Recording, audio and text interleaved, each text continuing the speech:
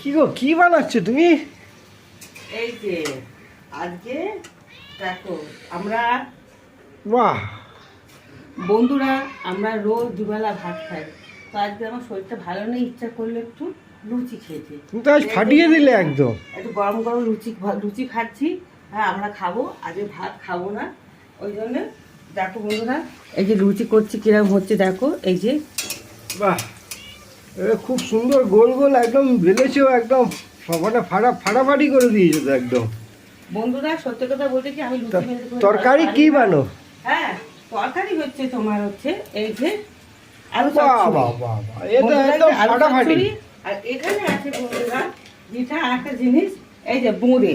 বাহ হ্যাঁ, বাহ, এটা এই যে একদম বোঁদে। পুরো জমিয়ে ক্ষীর। হ্যাঁ, আস্তে খেয়ে একদম ফাটাফাটি। আর যে আমি সব নিজে হাতে বানিয়েছি, আমি অত কিছু বানালে শরীর ভালো থাকে না বলে বানিয়েছি। তো কেমন লাগছে বলো। টাটা।